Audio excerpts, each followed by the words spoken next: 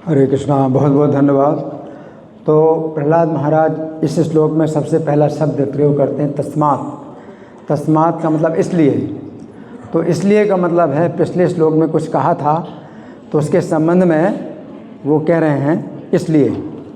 तो पिछले श्लोक में प्रहलाद महाराज ने कहा था कि जो देही है, देह के अंदर जो जीवात्मा है, तो अपनी इस मनुष्य की देह के द्वारा वो क्या करता है, कर्मों के अनुसार फिर और भी शरीर बनाता है और शरीर लगातार बनते जाते हैं और वो बंधन से छूटता नहीं है।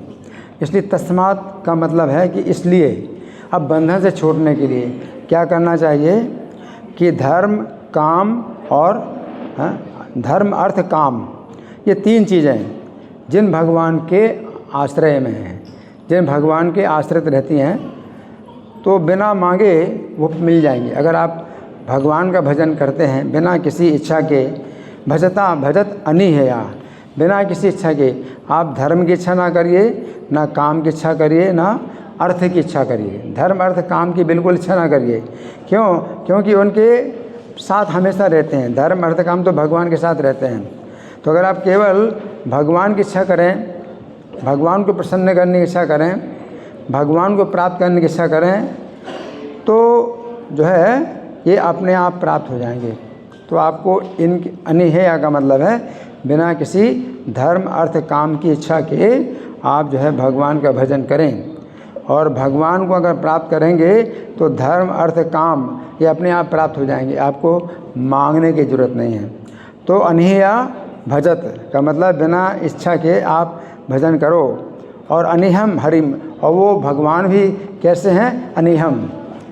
तो उनके अंदर भी इच्छा नहीं है देने की, भगवान के अंदर भी इच्छा नहीं है कि वे आपको धर्म, अर्थ, काम दें।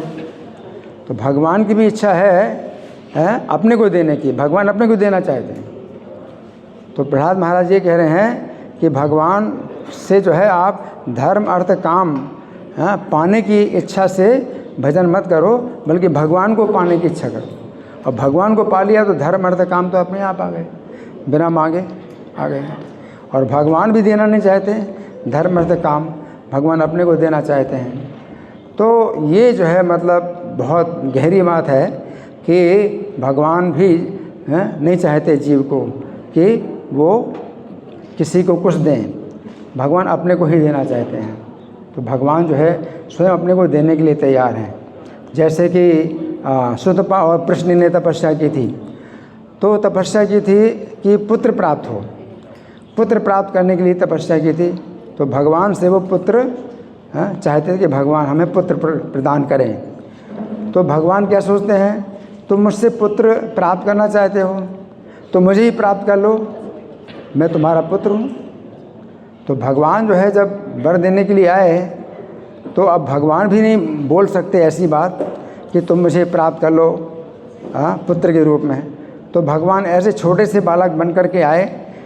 बालक 4 भुजाओं का था, लेकिन ऐसा जो है कभी भी दर्शन नहीं होता भगवान का कि छोटे से बालक और 4 भुजाओं के हों।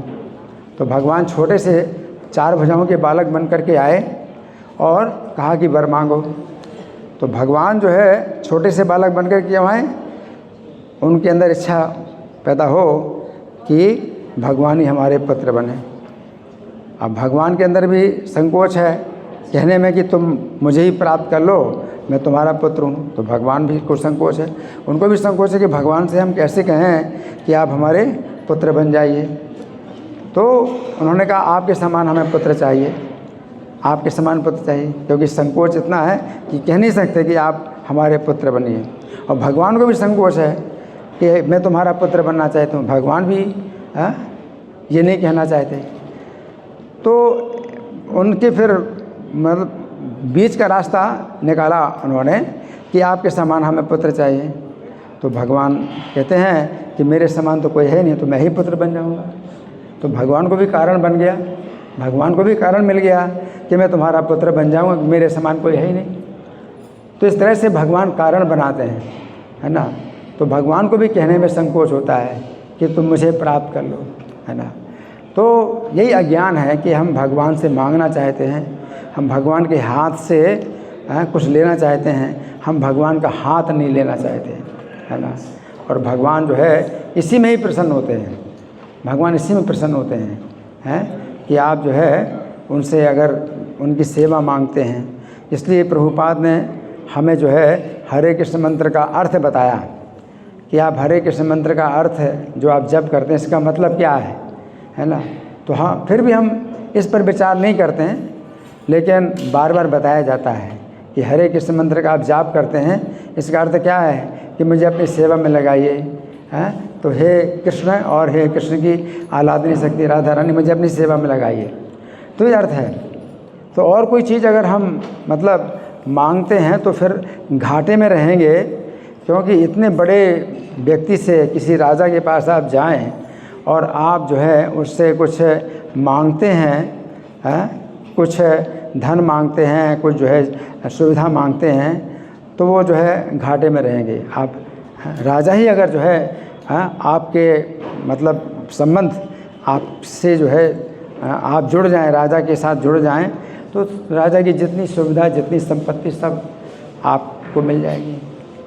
तो सेवा हम अगर मांगते हैं भगवान से, तो भगवान जो है हम सेवा के द्वारा भगवान जो है हमें प्राप्त हो जाते हैं।